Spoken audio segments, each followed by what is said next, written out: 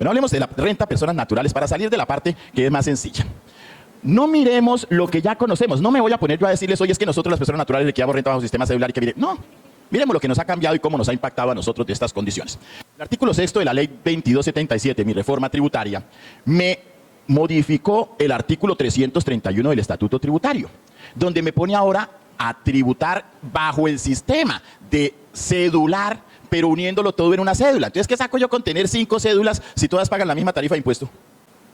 Como lo decía muy claramente esta mañana el doctor, es mentira y nos están engañando de que nosotras las personas naturales declaramos bajo sistema cedular. Eso es falso. Porque todos, yo debo sumar la renta líquida obtenida en la cédula rentas de trabajo, en la cédula rentas de capital, en la cédula de rentas no laborales, en la cédula de pensiones y a partir del año 2023 en la cédula de dividendos y participaciones. O sea, las sumo todas. Y a esa suma le aplico la tabla que está contemplada en el artículo 241. Entonces, ¿para qué carajo me ponen a clasificar en las diferentes cédulas si al final me dice, ahora sume y aplíquele lo mismo? Cuando esto se creó aquí en Colombia, en la ley 1607, esta tenía una tabla, esta tenía otra, esta tenía una diferente, pensiones tenía una renta exenta que me daba 0 y entonces me decía súmela acá, y dividendos tenía una totalmente diferente. Pero como nosotros somos avispados, como les dije yo esta mañana, como chinos chiquitos, ¿qué hacíamos nosotros? Como todos tenían tarifa diferente, yo miraba cuál es la más bajita. Y según la que fuera más bajita, entonces yo ¿qué hacía? Ah, no, mis ingresos están es acá. El año siguiente decía, no, es que la más bajita, ah, no, mis ingresos están es acá. Entonces, ¿qué le tocó hacer el Estado? Empezar por decir, unifiquemos estas, para que dejen esa bobada. Y ahora ya el año pasado, a partir del 2023 me dijeron, y unifiquemos y sumemos también la de dividendos, la parte de dividendos y participaciones, y apliquemos esa parte del 341. Pero además de eso, el objetivo de la reforma tributaria pasada fue hacer que las personas naturales que tengan ingresos altos paguen más, que debería ser lo lógico. Bueno, eso es lógico cuando uno tiene ingresos bajos. Cuando uno ya está en el grupo y los ingresos medios, ya, uy, eso ya no es tan lógico. Cuando están de los ingresos altos, pues menos. ¿Sí? Entonces, ¿qué hicieron? Dijeron, no vamos a cambiar la forma de tributar, no vamos a cambiar la forma de calcular, pero vamos a colocarle un techo a lo que las personas pueden llegar a deducirse o a tomar como rentas exentas. Y simplemente a partir del 2023, algo que vamos a presentar ahorita en el 2024, la suma de las deducciones y de las rentas exentas no puede superar el 40% de los ingresos, de lo que mirábamos antes que sumamos. Eso no me lo cambiaron. Sigue diciéndome, usted puede restar el 40%, no puede restar más del 40%, pero me dijeron también, pero ese 40% no puede superar 1.340 VTs. Hasta el año gravable 2022, ese 40% podía llegar a ser hasta 5.040 VTs. Entonces, quien tenga una suma de rentas exentas y deducciones alta, ese sí se va a ver impactado, porque esta reducción es casi al 30%. De 5.040 a 1.340 VTs. No se ha cambiado nada. No están diciendo la tarifa de impuesto es más alta. No están diciendo estos ingresos tienen más. No están diciendo tenemos menos rentas exentas. No, me están diciendo es puede tenerlas todas, pero no se pase de acá. Lo que pasa es que el no se pase está ahora mucho más bajito, un 60% menos de lo que podría estar antes. Este rango, si ya no lo puedo yo llevar como renta exenta o como deducción, ¿en qué se me convierte? En renta líquida gravable. Y en el momento en que se convierta en renta líquida gravable será mayor impuesto. ¿Qué me van a decir las personas que estén en este rango? Usted se volvió loco como contador. ¿Qué le pasa? Mis ingresos fueron los mismos del año pasado, ¿a cuento de qué me viene a decir que ahora me toca pagar más impuesto? Usted no sabe de eso. ¿Sí? Pero yo le pregunto a otra persona que ese sí sabe, como nos pasó cuando se implementaron los sistemas cedulares. Entonces aquí vamos a tener un impacto grande que espero que ustedes, para aquellos clientes que saben que están en esta condición, desde el año pasado cuando les hicieron la renta les hayan advertido y les hayan dicho, eso es por este año, porque para el año entrante vamos a pasarnos de esto. Aquí uno con una persona con calculadora que me multiplique 1.340 por la VT del año pasado, 42.400, ¿cuánto me dio? 56.816.000 de deducciones. Ese es el tope. Eso es hartísima plata. Ahora hazme un favor, 56 millones, ¿qué? 816 dividido entre el 40%. Dividido entre el 40%.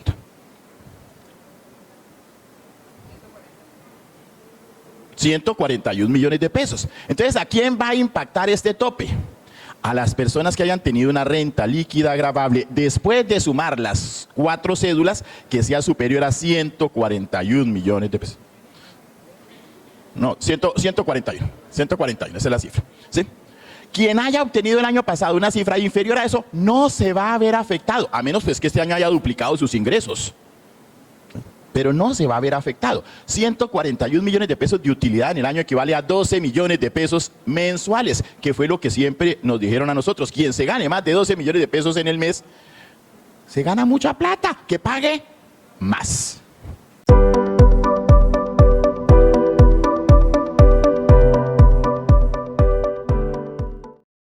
Hola, amigo contador. Llegó la hora de aplicar los cambios de la última reforma tributaria. Participa en nuestro ya reconocido y posicionado seminario taller de 8 horas con el doctor Jorge Enrique Beltrán Triana, el mejor y más completo taller del país en vivo por Zoom. Apóyate, al igual que miles de contadores ya lo han hecho, en nuestra plantilla en Excel editable que recibirás sin ningún costo adicional. Y este año venimos recargados con una sesión extra de apoyo en vivo sin costo adicional para ti, para que hagas tus consultas al experto. Prepárate. Llama ya y reserva tu cupo para asegurar tu participación. Los cupos a la sesión de apoyo son limitados, así que inscríbete ya. Entonces, si ustedes como persona natural o sus clientes se ganan menos de 12 millones de pesos mensuales, tengan la tranquilidad de que esto no los va a impactar. Pero si ustedes tienen clientes que se ganen más de 12 millones de pesos mensuales, preocúpense porque para ese cliente la capacidad de lo que tiene que pagar impuesto para el año entrante se va a ampliar. Avancemos, por favor. Pero miren cositas adicionales, que ahí es donde nos enredan a nosotros la pita. La primera cédula es la cédula rentas de trabajo. La reforma tributaria me modificó la definición de la cédula rentas de trabajo, donde me dijo que ahora en la cédula rentas de trabajo quedaban incluidas todas las personas naturales que prestaran servicios en una relación laboral, legal o reglamentaria, o que prestaran servicios en una relación que no fuera legal, legal o reglamentaria. O sea, ¿quiénes? Todos. Sí. Hasta el año 2022 la norma me decía, usted tiene que pedir una certificación a las personas donde digan si tienen 2 o más trabajadores vinculados durante por lo menos 90 días. Y si tenía más de 2 trabajadores, no hacían parte de la cédula rentas de trabajo. Si yo decía, no tengo 2 o más trabajadores, hacía parte de la cédula rentas de trabajo. Pero eso lo quitaron porque ahora simplemente quedaron todos los que presten servicios personales. Entendiéndose servicios personales como las personas que tengan la obligación de hacer. Me aclaró la DIAN y me dijo, si usted tiene un servicio y presta el servicio de arrendamientos, cuando usted presta el servicio de arrendamientos, ¿a cuál es su obligación? Su obligación es permitir el uso y disfrute de un bien de su propiedad por un tercero. Por lo tanto, esa no es una obligación de hacer. Entonces los arrendamientos no son un servicio personal. Cuando usted vende, suministra algo, ¿cuál es su obligación? Entregar el bien por el cual le están haciendo la correspondiente retribución económica. Por lo tanto, su obligación no es de hacer. Entonces siempre la pregunta nuestra debe ser esa. ¿A qué se comprometió usted como persona natural? Y si su compromiso es hacer algo, es un servicio personal. Si su compromiso no es hacer, sino cualquier otro, ya no será servicio personal. Entonces, hasta ahí decíamos, bueno. Ahora nos toca a nosotros ser hasta psicólogos y averiguar cuál es el compromiso y qué va a hacer. Se le olvida muchas veces a la DIAN que en la vida real, el último que sabe a quién contrató es el contador. Entonces, escasamente ya nos llega, ya es la orden de pago, mire, o la cuenta de cobro. ¿Sí? Pero la negociación no nos la cuentan a nosotros, la discusión, nada. ¿Sí? Entonces, pues, no es tan sencillo esa circunstancia y esa parte original que tenemos nosotros que ver. Para poder entender el por qué les contaba yo todo esto, Me dice también la norma, a quienes pertenezcan a la cédula renta de trabajo, o sea, todas las personas naturales que se comprometan a hacer algo, ellos tendrán un 25% de renta exenta. Ahí vamos, lo más de bonito, ¿sí o no? 25% de renta exenta que también me le ponen una limitante. Ya, o sea que sí es el 25, pero no. 25% limitado anualmente a 790 VTs. Hasta el año 2022 aquí decía 270 VTs y ahora pasó a 790. Lo que pasa es que hasta el año anterior decía 270 mensuales. Aquí me subieron a 790, pero me cambiaron la palabrita y quedó anualmente. Con una tarea adicional que nos pusieron y que nos enchicharronaron. Porque la Corte, el Consejo de Estado, perdón, conceptuó y dijo que lo que el legislador plasmó es que estos son 790 anualmente. Que el legislador nunca dijo conviértalo en mensual, sino que es anualmente. Entonces que nosotros no podemos tomar 790, dividirlo entre 12 y aplicar esa parte de renta exenta de manera mensual. No es posible hacerlo. Sino nosotros tenemos que calcular el 25% para el primer mes y aplíquelo. Revise eso sí, si ese 25% le dio más o menos de 790. Si le dio menos de 790 en el segundo mes, calcula el 25%, aplíquelo, pero ahora mire si le da más o menos de 790 sumado a lo que ya le restó en el primero. Entonces voy a colocar un ejemplo exagerado. El 25% me da a mí 100 VTs. En el mes de enero, ¿cuánto le puedo yo restar a esa persona como renta exenta? 100 VTs. En el mes de febrero, 100. ¿Pero cuánto llevo de acumulado? En el mes de marzo, en el mes de abril, en el mes de agosto. Llegué a agosto, ¿cuánto le voy a aplicar de renta exenta? Únicamente 90, porque así el 25% me dé 100. Ya el tope anual ahí en el mes de agosto me da 790. Y para los meses siguientes, septiembre, octubre, noviembre y diciembre, 0 pollito. Eso va a ser una inequidad para la persona, porque en el mes de enero, cuando yo le descuente las 100, si le practico retención en la fuente, pues la base de retención va a ser más baja y pagará menos retención en la fuente. Pero cuando llegue a septiembre y le diga yo, ya no tiene nada, pues la renta líquida gravable va a ser más alta y la retención en la fuente va a ser más alta. Inmediatamente, ¿de quién es la culpa? Del contador. Pero ¿cómo así que me viene sin hacer retención en la fuente en todo el año y ahora me viene a decir que me va a clavar tanto de retención? ¿Qué le pasa? Yo ya estoy acostumbrado a gastarme la plata que recibo todos los meses y usted ahora me dice que este mes recibo menos. Usted está siendo inequitativo e injusto conmigo, usted como contador sí no sabe. ¿Sí? Pero implica que todos debemos llevar un cuadrito y un control. ¿Sí? Porque cuando lo hacíamos fácil, pues ¿cuál era lo fácil? Cojo esto, lo divido entre 12 y yo miro que cada mes es esto y lo aplico en todo el año. ¿Sí? Lo que me dice el Consejo de Estado en su considerando para hacer ese fallo es, ¿y a usted quién le garantiza que la persona vaya a trabajar en octubre? ¿Qué tal que la persona no trabaje en octubre? Si no trabaja en octubre y usted le aplicara todos los meses la parte proporcional, no le permitiría disfrutar en el año sino de 8/12. Mientras que si usted hace el control, sabe que lo que dijo el legislador es lo correcto, que disfrute de ¿cuánto? 790 anualmente. Pero me le agregaron otra cosita. Esta renta exenta, prevista en el numeral 10º, también procede en relación con las rentas de trabajo que no provengan de una relación laboral, legal o reglamentaria. Entonces, ¿qué implica? ¿Que a quién le puedo yo descontar ese 25% de renta exenta? A cualquier persona natural que preste un servicio personal. A todos. Avanzamos, por favor. Bueno, teniendo en cuenta eso, me continúan haciendo la vida agradable y fácil para mí. Digo, ay, qué bueno, ¿cómo piensa el Estado en mí? Porque como me dice que cualquier persona puede llevar ese 25% de renta exenta, o sea, los no asalariados también, si prestan servicios personales, me le dice, pero esos no asalariados, más comúnmente nosotros les conocemos como independientes, pueden para prestar sus servicios incurrir en costos y gastos. Esos costos y gastos, me dice el numeral 4 del 336, podrán ser tomados como costos y gastos disminuyendo la base gravable. Pero me dice, pero ojo, la persona natural que pertenezca a la cédula renta de trabajo debe escoger. Sí, debe optar. Si resta los costos y gastos o si se toma el 25% de renta exenta. Entonces usted escoja qué le sirve. Con una claridad. Sus costos y gastos deben ser ¿qué? ¿Y qué es un costo y gasto procedente?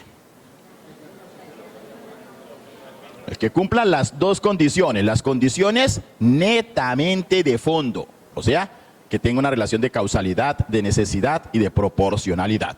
Y además de eso, las condiciones de forma, o sea, que esté respaldado con una factura electrónica. Si yo tengo costos, si quiero tener costos de nómina, esa nómina deberá ser ¿cómo? Nómina electrónica. Si hice adquisiciones o le pagué servicios a alguien que no estuviera facturado, obligado a facturar electrónicamente, ¿qué debo tener? Documentos, soporte en adquisiciones con no obligados a facturar o emitir documento equivalente. De lo contrario, el costo no será procedente. Entonces, si sus costos y gastos son procedentes, mire si le sirve más esto o si le sirve más el 25%. Y escoja cuál va a ser. Pero ese escoja cuál va a ser, ¿cómo lo hacemos? ¿Dónde lo miramos? Finalizando el año pasado, cuando ya todos estábamos saliendo a comprar allá el pavo, o salir así, compramos jamón, si mandamos a hacer tamales, si lo vamos a hacer en la casa o qué vamos a hacer, el gobierno nacional ese 22 de diciembre emitió el decreto 2231. En ese decreto 2231 del 22 de diciembre el gobierno nacional me dijo: los ingresos percibidos por las personas naturales por concepto de rentas de trabajo que no provengan de una relación laboral o legal y reglamentaria podrán aplicar lo previsto en el numeral 10 del artículo 206 del Estatuto Tributario. Es decir, podrán aplicar ¿qué? El 25% de renta exenta. Siempre y cuando las personas naturales manifiesten por escrito y bajo la gravedad del juramento que no se tomarán costos o deducciones asociados a dichas rentas. Entonces, en la diapositiva anterior, el Estado me decía, usted puede escoger entre 25% o costos y gastos. Ahora me dice, cuando usted escoja, ¿cómo va a demostrarme que escogió? Me lo va a decir y esa escogencia me la va a plasmar por escrito bajo la gravedad del juramento. Ya le cuento, ¿sí? Esa manifestación debe hacerse en la factura, documento equivalente, documento expedido por los no obligados a facturar o cualquier otro medio que disponga la agente de retención o la persona natural beneficiaria del pago. Aquí tenemos nosotros una claridad que hacer de interpretación. La norma me dice no que usted no se tomó costos y gastos, sino que usted no se tomará, o sea, en futuro. Las personas naturales, ¿cuándo podríamos, si nos tomamos costos y gastos, beneficiarnos de esa escogencia? Al final, cuando presentemos la declaración de renta, porque cuando yo presente mi declaración de renta es cuando digo, mis ingresos fueron tanto, me tomo esto de costos y gastos. Por lo tanto, si yo digo que no me voy a tomar costos y gastos, esa manifestación aplica ¿para cuándo? Para todo el año, porque yo no puedo decir en enero no me tomo costos y gastos, ay, pero en febrero sí. En marzo tampoco aplíqueme el 25%, como no me tomo costos y gastos en marzo, aplíqueme el 25%. En abril tampoco me va a tomar, pero en mayo, ay no, en mayo sí. No, porque cuando presente y se vaya a usar el beneficio será en la renta, que la renta no será por periodo, sino la renta será ingresos del 2024 tanto, si tuvo costos y gastos del 2024 tanto. Y entonces se tomó, ya no puedo decir, pero es que para enero sí, para... No. Entonces esto será para todo el año. La manifestación que hagamos nosotros desde el inicio con la persona a quien le estemos diciendo eso tiene que ser la misma para todo el año, porque yo no puedo empezar porque es que ahora decidí que más mejor sí. O es que a mí me parece que yo hice cuentas y entonces no. Administrativamente para nosotros, ¿qué implica ello? ¿Quiénes deben hacer esa manifestación? Las personas cuyos ingresos no provengan de relación laboral, legal o reglamentaria. O sea, dijimos que eran ¿quiénes? O sea que ustedes, para haber hecho pago a las personas naturales como independientes del mes de enero, debieron junto a la factura a cuenta de cobro del mes de enero exigirle ¿qué? La seguridad social primero que todo. Y después de la seguridad social, la manifestación por no es que el señor le mande un WhatsApp, no es que le diga, venga, a mí yo no voy a tomarme costos y gastos, sino que debe tener esa manifestación por escrito. Porque así lo dispone ahora el numeral sexto del artículo 9 del decreto 2231 del 22 de diciembre. ¿Sí? Entonces cualquier contratista debe manifestarme eso. Ahora, cuando yo le digo debe manifestarlo por escrito, no es que yo lo obligue a que lo manifieste, sino que lo manifieste. Pero si yo le digo manifieste, lo que también puede pasar, que la persona me diga lo contrario, que me manifieste por escrito en eso, que sí se tomará costos y deducciones, o que simplemente no haga nada y no envíe nada. Si no envía nada, ¿qué pasa? No, pues no me dijo nada. Ya le voy a contar cómo va a ser el impacto en eso, pero en un momento llegaremos a la retención en la fuente para mirar los efectos. Tenemos entonces hasta acá dos cosas. La primera, que la DIAN me dijo, el independiente puede tomar o el 25% de renta exenta o costos y gastos. Que después me dijo, ¿eso cómo lo va a hacer? Lo plasmará por escrito. Pero también me dice, ojo, para efectos del 336, la DIAN podrá estimar un tope indicativo de costos y gastos. Para las rentas de trabajo, de estas que estamos hablando, en las cuales procedan costos y gastos deducibles, estos se estiman en un 60%. Entonces resulta que yo como persona natural tengo dos opciones. Uno, me tomo el 25% sin problema alguno. Dos, si tengo costos y gastos, me puedo tomar los costos y gastos. ¿Cuánto me tomaré yo los costos y gastos? Pues cuando sean más del 25%, porque si mis costos y gastos llegan a ser del 10, pues ni pues chira, me voy a poner yo a tomar el 10 teniendo ya que el Estado me dijo le doy el 25. Pues cuando yo tengo más del 25, digo, yo me tomo costos y gastos. El Estado, perfecto, pero me dice, pero no pueden ser más del 60. ¿Sí? Después me dice, no, mentira, sí, pueden ser más del 60. No, mentira, meta todos los que quiera. Pero si usted llega a pasarse de ese 60, hágame el favor y en su declaración de renta me lo indica de manera expresa. Entonces, si ustedes vieron ya el año pasado en las declaraciones de renta del año 2022, había una casillita allá donde decía, superé el 60% de costos y gastos. Y si usted llegaba a superarlos, tenía que marcar que sí. Eso es como decirle a la DIAN, venga, ¿usted por qué no me fiscaliza que es que yo me pasé de costos? ¿Sí? Adivine cuáles son las que primero va a seleccionar la DIAN para fiscalizar. Pues las que allá digan sí. ¿Sí? Porque las que no estén marcadas, la DIAN sabe que tiene costos, pero que los costos no superan el 60% que le autoriza. Entonces lo que va a mirar son los que lleguen a pasarse el 60%. Con otra cosita, si usted no marca ese 60%, se entenderá que incurrió en una falta que se sancionará de acuerdo a como dice el literal D del artículo 651 del Estatuto Tributario. Es decir, se asimila a una sanción de información exógena. En otras palabras, la marca o paga. De una vez vaya. O no se pase del 60. O quédese con el 25. ¿Sí? Entonces, por un lado, me disminuyeron los topes máximos acumulados y por otro lado, me disminuyen y me le colocan también unos márgenes a la parte de costos y gastos. Hágale. Espérate. Ese también queda limitado, que si la pregunta es que si eso también queda limitado, la última parte que estábamos hablando, al del 336, a los 1.340. Sí. Esos costos, como pertenecen a la cédula rentas de trabajo, siguen estando limitados al 40%. No, porque esos son costos y el 40% me limita, ¿qué es? Las deducciones y las rentas exentas. No me limita los costos. El límite de los costos es el 60% que está ahí. Ya desbaraté yo esto. No sé qué desbaraté, pero parece que es de este. Sí. Entonces, los límites no son en los costos, los límites son en las deducciones y en las rentas exentas como tal. En esas deducciones sí tenemos nosotros que nos hicieron también una mejora. Podría uno interpretarlo como mejora. ¿Qué me mejoraron? Me adicionaron el numeral tercero del 336 en un inciso, en el inciso segundo. Y allá en ese numeral tercero me dice, sin perjuicio de lo establecido en el inciso segundo del 387, el trabajador podrá, si quiere, deducir en adición, es decir, sumándole a al límite establecido en el inciso anterior, 72 VT por cada dependiente, sin pasarse de 4 dependientes, que es lo que dice el gobierno nacional que fue autorizado por el legislativo. Que una persona que tiene un solo dependiente, pues tiene menos gastos que el que tiene 2 dependientes o 3 dependientes o 4 dependientes. Entonces, que no es justo que se le calcule impuesto de la misma forma al que tiene un solo dependiente que al que tiene 4.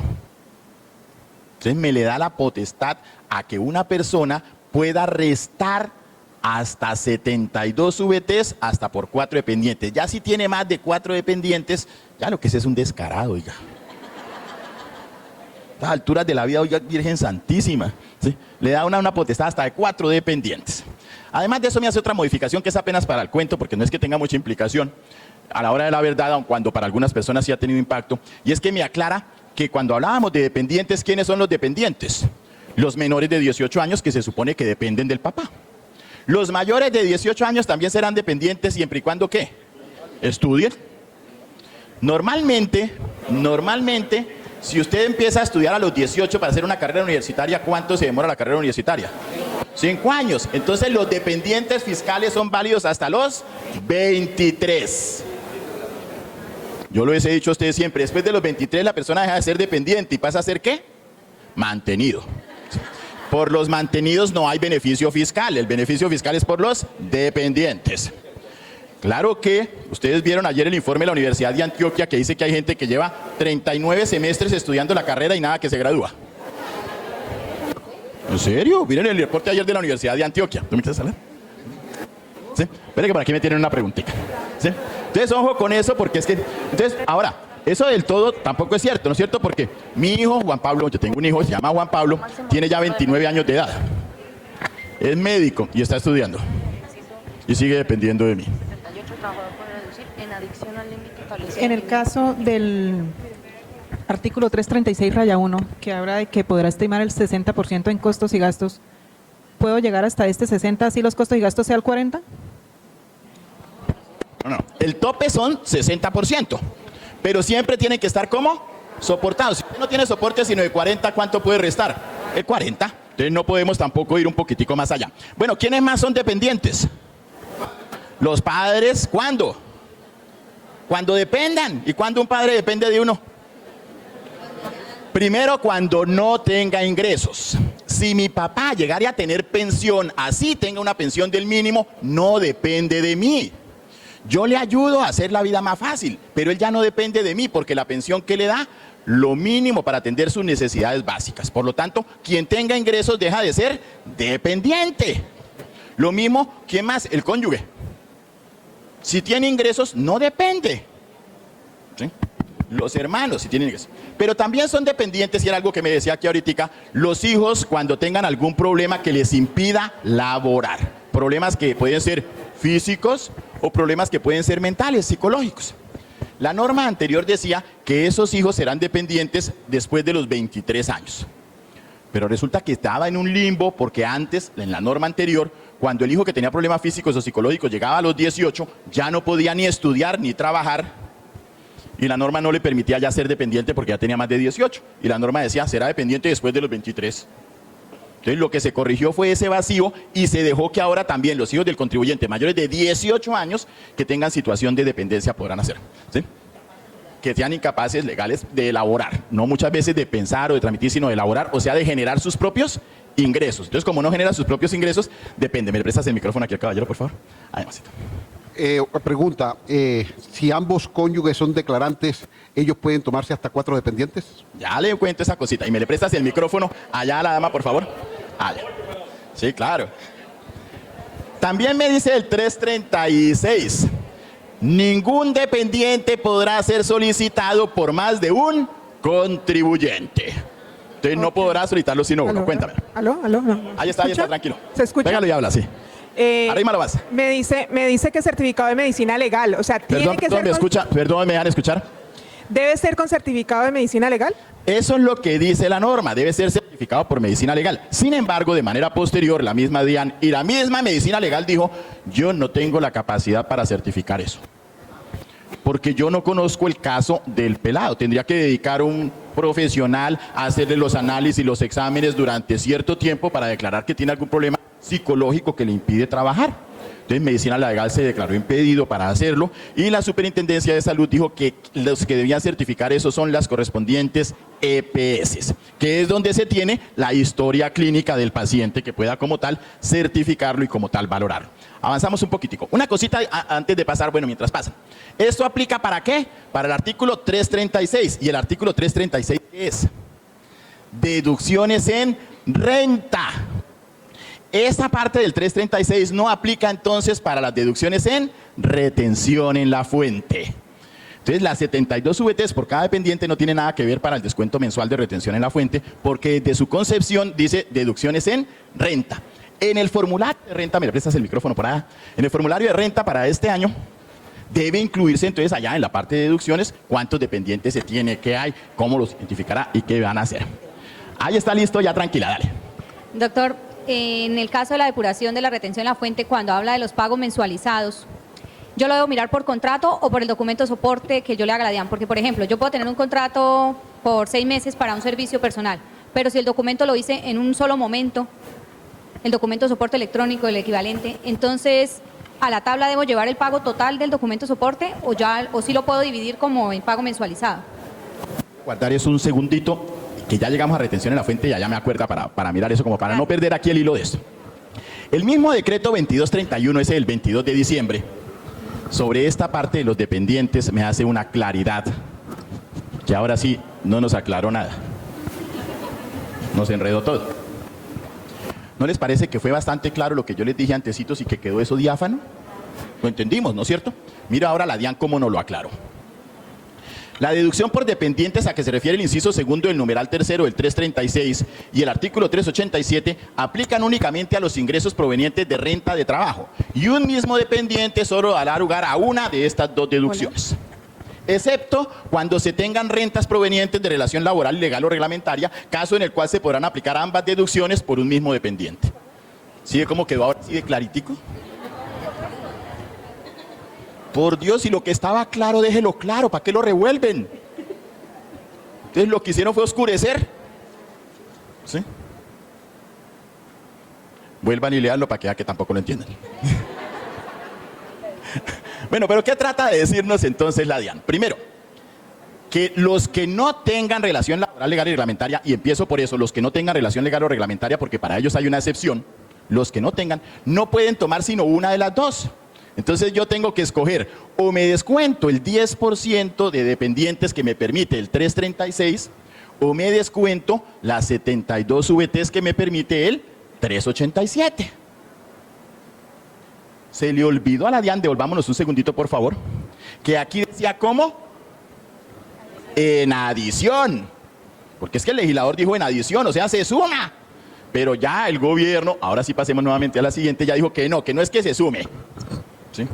Sino que yo no puedo tomar sino a una de esas dos deducciones. Obviamente, si yo tengo 3 dependientes, pues de pronto me sirve la segunda. Si no tengo sino una, no, yo me quedo con el 10%. ¿Sí? Entonces tengo yo que hacer mis cuentas para ver cuál de las dos voy a tomar. Pero siguen aclarándome la DIAN y me dicen, ¿a excepción de quién? De los que tengan relación laboral, legal o reglamentaria, porque ellos sí se pueden tomar ambas. Es decir, el asalariado sí puede tomarse el 10% y adicionalmente cuántos dependientes son los que tengo y allá los suma. Vamos y avancemos un poquitico, por favor. Ese es el argumento que se presentó allá en el decreto, que los beneficios no pueden ser concurrentes y que yo no puedo ser beneficiado doblemente bajo una sola manifestación. Entonces que por eso deberá ser una sola. Ahí es donde vuelve el Consejo de Estado y en la parte de revisión de la Corte Constitucional a llegar en algún momento a decir que se deja de ser equitativo, porque a cuento de que en qué se diferencia un independiente de un asalariado, que porque a uno sí le digo usted sí tiene el beneficio y el otro no. ¿Sí? Entonces que eso podría llegar a ser, pero pues por ahora nos sostenemos en eso.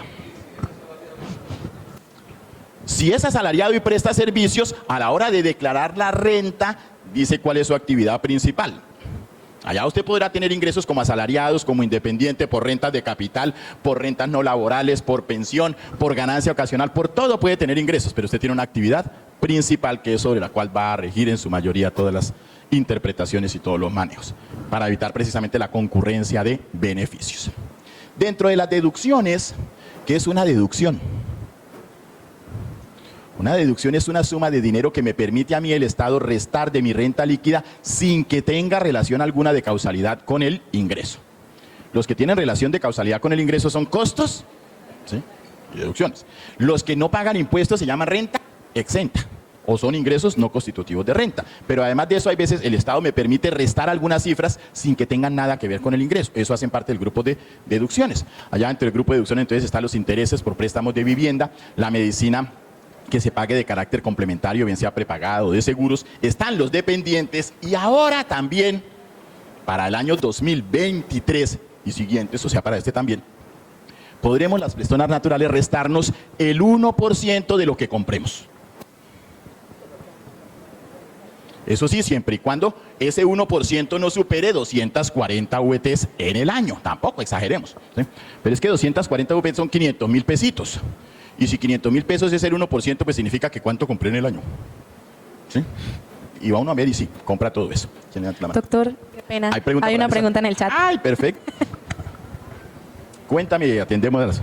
Bueno, ahora tenemos dos. Carmen Pavón pregunta, ¿hay un ejercicio práctico para aplicar la deducción laboral por dependiente? ¿Podría hacerse? Sí, de pronto sí podríamos hacerlo. Espera a ver cómo nos queda tiempo y tratamos de hacerlo. De pronto entramos aquí a un Excel y miramos nosotros cómo sería esa aplicación de dependientes. Pero no nos compliquemos mucho la vida. ¿Cuánto es el 72? ¿A cuánto equivalen 72 VTs?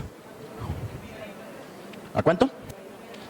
10.093.000. Entonces, 72, ¿cuánto puede restarse uno por dependiente? 10.093.000. 72. 3 millones de pesos. Si yo no tengo sino un dependiente, ¿cuánto me puedo restar?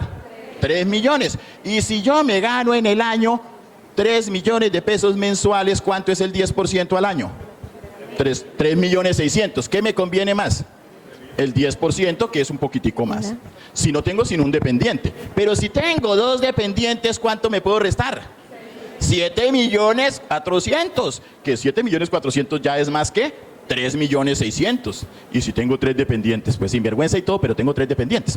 Y si tengo 4, pues voy a tener mucho más beneficio. Entonces es simplemente dependiendo la condición de cada quien, cuál le va a dar un mayor beneficio para tomar. ¿Y qué otra pregunta teníamos? Mauricio Sánchez pregunta, ¿se concluye que solo quienes tienen un contrato laboral son quienes pueden deducirse el 10% y el 72 VT? Perdón.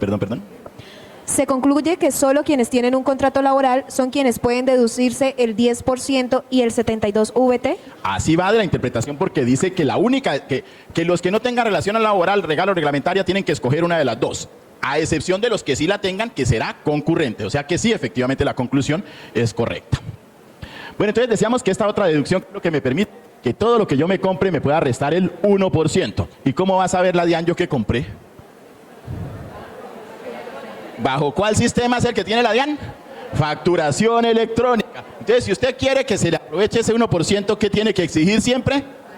Factura electrónica. Pero además de eso, esa factura electrónica, cuando usted la pague, ¿cómo debe pagarla?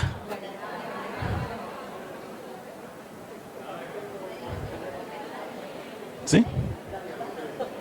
La factura, además de eso, así yo la pague, si viene a nombre de mi señora, de malas, porque el beneficio es para mi señora. Entonces yo tengo que decidir que venga a nombre, ¿quién? Mío. ¿Sí? ¿Qué presume o qué quiere la DIAN? Pues que todos nosotros estemos pidiendo factura electrónica siempre. Cuando a usted le dicen, ¿necesita factura electrónica? Y uno dice, no. Pues además de beneficiar que la persona no cumpla con sus obligaciones fiscales, está perdiendo uno ese 1%. No importa. Ahí sí, la pregunta que me hace acá, ¿y si la factura viene a nombre mío, pero yo la pagué con la tarjeta de mi señora? ¿El beneficio para quién es? Árame. Cuéntame. Ahí te prestan el micrófono. ¿Sí? Aquí. Ahí. ¿Sí? ¿Sí? Entonces, ojo, exijamos siempre factura electrónica y recordemos, siempre que usted exija factura electrónica, está llevando a que los demás contribuyan efectivamente con el Estado. Está permitiendo que el Estado fiscalice a los demás y le está haciendo acreedor a un beneficio. Entonces, déjese esa bobada, ay, qué pereza pedir factura electrónica, pídala. Además es electrónica, no se va a llenar de papelitos. Antes pedíamos todos los recibitos de la tarjeta y los echábamos al bolsillo y uno abría la mesita anoche y esa vaina saltaba, entonces poco de papelitos allá. ¿Sí? Ahora, le vamos a mandar factura electrónica. Ay, no, pídala. Cuéntame. Acércalo bien. Está apagado. Hacia arriba. Ven, yo te presto esto. Si yo adquiero un bien, digamos un automóvil de 45 millones de pesos, pero bajo modalidad de prenda. ¿Cómo lo pagó? A crédito. No lo pagó con tarjeta débito ni tarjeta crédito. ¿Sí? ¿Cuál es la condición? Que lo pague con tarjeta débito o tarjeta crédito. ¿Sí? Pero es que el crédito no es medio electrónico. Es decir, cualquier medio electrónico es que usted tiene sistema financiero. ¿Sí? Entonces no lo ha pagado. Gracias. Lo que pagó de cuota inicial podrá llegar a incluir, mire, lo que pagué con tarjeta de crédito. Lo demás. Pasamos a la siguiente diapositiva, por favor. Vale. ¿Sí? Tiene que haberlo pagado. Listo. Hasta ahí vamos la parte bonita, lo que yo puedo restar. Me complique lo que ahora también me toca sumar. Dice el estatuto tributario que uno debe pagar renta ¿sobre qué? Sobre todos los ingresos ordinarios y extraordinarios. Eso es lo que dice la norma. Pues ahora me dicen que no se me olvide que dentro de los ingresos extraordinarios también están los ingresos en especie. ¿Qué se entiende allá y cómo interpretamos esa parte? Primero, que esto que hablemos de ingresos en especie tiene efecto solamente para la renta y complementarios. Pues ¿para qué más? Pagaron impuestos. Y que se pago en especie cuando se reporte un ingreso, y que además de eso debe reportarse como ingreso a favor del beneficiario. En otras palabras, que quien haga ese pago en especie tiene que decirle al contribuyente: yo le pagué a usted en especie tanto y debo reportarlo como un ingreso. Esta mañana oíamos que sobre eso ya está la información en Exógena, donde me exigen que lo reporte. ¿Ok? ¿Cómo? A valor del mercado. ¿Y qué se entenderá como servicio en especie? Todos aquellos que el pagador le haga a una tercera persona por la prestación de servicios o adquisición de bienes que sean destinados o al contribuyente o a su cónyuge o a su familia en general, siempre y cuando estén hasta el 4º grado de consanguinidad, 2º de afinidad o único civil. Entonces todo ello, no porque hará parte de la relación como tal que se está percibiendo. ¿Cuál es el ejemplo? Si a mí me contratan en la empresa y me dicen: tome, yo le voy a pagar 5 millones de pesos y adicionalmente yo, empresa, le voy a pagar mensualmente 300.000 pesos al fondo de pensiones voluntarias que usted tiene. ¿Qué es lo que dice la DIAN? ¿Que ahora cuántos son mis ingresos? Pues 5 millones más los 300.000 pesos, porque yo estoy recibiendo, entre comillas, un servicio que la empresa le está pagando a otro. Si la empresa me dice: yo le pago la medicina prepagada, eso no es, sí es un gasto de la empresa, pero no a nombre de la medicina prepagada, sino a nombre del empleado, porque el que está recibiendo el ingreso es ¿quién? El empleado. Si le dice: yo le pago el seguro del carro, yo le pago los seguros preexequiales, yo le doy tanto adicional, todo eso hará parte de los ingresos en especie y deberá sumarse, y el trabajador deberá pagar impuestos sobre eso. Bueno, aquí hay dos cositas y varias excepciones. Primera excepción, y me la dice aquí norma: se exceptúa de esta disposición los pagos en especie que se hagan en cumplimiento de pactos colectivos o convenciones colectivas de trabajo. Entonces, si el pago fue el sindicato el que, por la presión y por todo lo que sea, negoció con la empresa para que a todos los empleados se le pague el seguro médico, esa ya es una obligación de la empresa y por lo tanto es un gasto de la empresa ante el seguro médico y no es ingreso del trabajador. Pero si es la empresa la que dice: a los directivos yo les voy a pagar el seguro médico y solamente a ellos porque lo decidió, ya eso sí es ingreso para esos directivos y por lo tanto deben pagar impuestos sobre ellos. Entonces, esa excepción. Las otras excepciones son lo que tenga que ver con lo ya dispuesto por la norma, diciendo que no son ingresos para el trabajador, como son los pagos para alimentación a terceros. ¿Verdad? Que la norma dice que yo le puedo pagar alimentación a un tercero con beneficiario el empleado y que eso no constituirá ingreso para él. Como la norma dice, no constituye ingreso para él, y aquí no están derogando esa norma, sigue siendo no considerado ingreso. También la norma dice: los pagos que se hagan para educación, del trabajador o de su familia cuando correspondan a planes educativos de la empresa serán no constitutivos de renta para el trabajador. Entonces seguirán teniendo la excepción. Cuéntame qué me dicen en el chat. En el caso de la dotación, ¿no aplicaría? Ojo, la dotación nunca es ingreso para el trabajador. La dotación es una obligación que tiene la empresa para brindarle al trabajador vestido y calzado de labor suficiente para la necesidad y siempre será por disposición de la ley, porque quien impone comprar la dotación es la ley, un gasto para la empresa, porque es la ley la que le dice a la empresa, usted tiene que darle dotaciones a sus trabajadores. No es la empresa la que decía, yo le voy a dar dotación a mis trabajadores. A excepción de los que no tienen derecho a dotación. ¿Quiénes tienen derecho a dotación? Cuando tengan ¿cuánto? 2 salarios mínimos. El que tenga más de 2 salarios tiene derecho a dotación. Si la empresa decide darle dotación, está haciendo un gasto extralegal. Ya no es que la ley le dijo, sino que la empresa como tal lo dispuso. A menos que sea vestido de labor. Un ejemplo, el electricista se puede ganar 10 millones de pesos, pero no puede trabajar sin los guantes, sin su equipo y sin todo lo demás. Ese es vestido de labor, ese sí es obligatorio y de norma. Pero ya lo demás, ya son condiciones especiales. Algo en el chat. Carmen Pavón pregunta, ¿la empresa deberá entonces reportar ese pago en especie en el formato 220? En el 220 y en exógena en el 2276, sí señora. Esos pagos que se hagan en especie, sí señor. Perdón. Si en el contrato laboral se estipula que algunos beneficios que le da el empleador al empleado no constituyen salario, como por ejemplo el almuerzo, no es un ingreso para el trabajador. Eso es de carácter laboral, no de carácter fiscal. Para efecto prestacional, para efectos de seguridad social, no se tendrán en cuenta esos ingresos, no se pagará prestaciones sobre ellos, no se pagará seguridad social, pero para efecto fiscal siempre será un ingreso de él. Cuéntame. Buenas tardes. Una pregunta. Hay una empresa que le da a los trabajadores una tarjeta para que puedan comprar alimentos, ¿sí? No es una tarjeta empresarial, porque es para cada empleado específico, pero es una plataforma de Sodexo Paz. Sí. ¿Eso es ingreso o no? ¿Es solo para alimentación? Pues se ha comprado. Porque es que bonos de Sodexo Paz pueden ser para alimentación, para combustible, para útiles escolares, para hacer mercado, para lo que sea. La norma permite que por alimentación se le dé al trabajador hasta 41 VTs mensuales sin que se considere ingreso para el trabajador si son ingresos para tercero. Okay. Eso podría ser contemplado como que no es ingreso del trabajador. Cuando supere las 41 VTs mensuales, lo que supere las 41 se considera renta gravable para el trabajador. Ok, gracias. Pero la norma dice bonos ¿de qué? De alimentación. Si los bonos se dan para hacer mercado, para gasolina o para cualquier otra cosa, eso sí se entiende como un pago en bonos electrónicos y eso sí son renta. Y diferente. Ok, gracias. Lo mismo los viáticos. Espere que por allá atrás me tenían una pregunta, ya vengo por acá. Sí, señora. En el caso de la empresa que a los empleados les tienen póliza de vida, les tienen póliza exequial y en algunos casos medicina prepagada, ¿eso sí entrarían como espacios?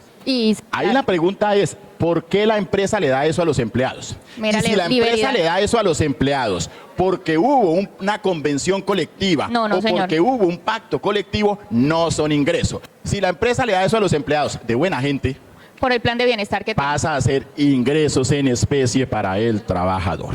En el caso, porque por la factura llegas a nombre de la empresa, ¿no? No importa. Sí, no, eso no importa. Es decir, la empresa sí lo paga porque es un gasto, pero en ningún momento deja de ser ingreso para el trabajador y el trabajador estará tributando. Por aquí adelante me tenían una pregunta. Sí, señor. ¿Perdón? Ingreso base de cotización para la UGPP. Ojo, la norma dice que esto aplica solo ¿para qué? Y dice así cuando se creó la ley, para efectos del impuesto sobre la renta y complementarios. No están mezclando nada con la parte de seguridad social ni con la parte del ingreso base de cotización como tal. Por eso no. ¿Aló? Perdón, una preguntita con respecto a los celulares. Sí. Por ejemplo, yo tengo 10 vendedores. A cada vendedor le tengo su celular, pero ese celular lo paga la empresa. ¿El uso de ese celular o lo que se paga por el celular de cada uno de ellos, se le vuelve ingreso a la persona o no? Ojo, Ahí tenemos nosotros que mirar que hay líneas delgaditas y que a veces nos encontramos nosotros, desgraciadamente, no sé si aquí existirán personas de la DIAN, pero hay funcionarios de la DIAN que pueden jugar en esa línea. La pregunta es, ¿para qué usa ese celular el vendedor? Para uso de la venta de mercancía o de la venta de lo que tenga que ver con el negocio de la empresa. Correcto. Si yo como funcionario de la DIAN logro demostrar que usted ese celular lo usa para llamar a la señora, para llamar a la mamá, a la tía, a la hermana, a Juan Taller y a todo lo que tenga de ahí para adelante, el uso ya pasó a ser un uso personal destinado al contribuyente. ¿Sí? Entonces, ahí pueden existir esos riesgos. Es decir, ¿por qué? Porque no tenemos la seguridad de que el trabajador a las 6 de la tarde dice, tome, aquí le dejo mi celular y yo vuelvo por él mañana a las 8 para seguirlo usando institucionalmente. Sino que después de las 6 de la tarde él se va de la empresa y sigue usando el celular. No siempre para hablar con los clientes. Ahora, respecto a lo que dice el compañero otra aquí. preguntita ahí. En el caso de las dotaciones, cuando tengo personal que gana salario variable y de pronto dentro de tiene 2 meses seguidos o un mes que supera el valor de los 2 salarios mínimos, ¿ahí cómo hago para lo de la dotación? Por ejemplo, los 2 primeros, tiene 2 meses que, dentro de los 4, tiene 2 meses que superan los 2 salarios mínimos. La verdad, en esos casos, primero la dotación se entrega sobre promedio de lo que ha pasado en los últimos 4 meses, porque yo la voy a entregar vencida y yo debo hacer la cuenta correspondiente. Pero si llega a suceder que hay mes que sí y otro mes que no, siempre debe darle el privilegio al trabajador de cubrirlo y darle el mayor beneficio posible.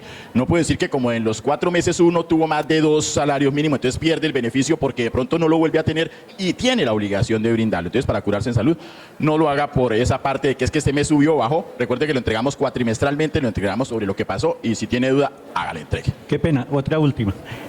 En el caso de los vehículos, cuando tenemos chofer y la persona, por ejemplo, no guarda el vehículo en el garaje de la empresa, sino esa noche o varias noches se queda con el carro y al otro día pues sigue su jornada común y corriente. Por eso ahí va más a la interpretación y al genio que tenga el señor que esté haciendo la revisión por parte de la DIAN. Para mí eso en ningún momento es un carro del trabajador, en ningún momento es un servicio para el trabajador, antes por el contrario es un bien de la empresa. Pero pues algún funcionario de la DIAN me dirá, no, pero es que yo tengo aquí pruebas que él el sábado se fue a hacer mercado en el carro de él y con la señora. ¿Sí? Entonces ahí hay riesgos y hay cositas pues que a veces no son tan fácil llegar a cubrir y que siempre tendremos una línea floja ahí porque no ha habido una reglamentación que me defina específicamente. Cuando se le preguntó a la DIAN dijo, ¿será pago en especie todo aquello que no sea en dinero? Bueno, gracias, muy amable. Jorge, lo que decía el compañero con IBL y la UGP, esos pagos en especie para efectos de liquidación del trabajador sí son liquidables. Es más, yo lo he trabajado en empresas a donde el conserje, porque no son seguridad, porque para hacer seguridad tiene que ser seguridad privada, y el Ministerio de Trabajo no me va a permitir que una persona que no esté en seguridad privada me preste servicio de vigilancia, entonces lo pone uno como conserje. Sí, lo que sucede esa es dormida. Lo que hace uno para que no le cause es hacerle un arrendamiento por X valor. No, y pueden brindársele. Y lo que sucede es que desde el punto de vista laboral yo puedo incorporar, por allí me levanta la mano, ¿sí? Aquí en la cuarta fila.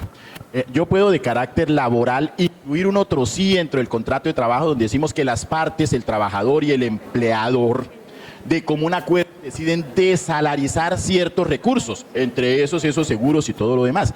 Pero esa desalarización implica que sobre eso no se paga prestación, que sobre eso no se tiene, pero no tiene sino efectos laborales. Para efectos fiscales no lo permite.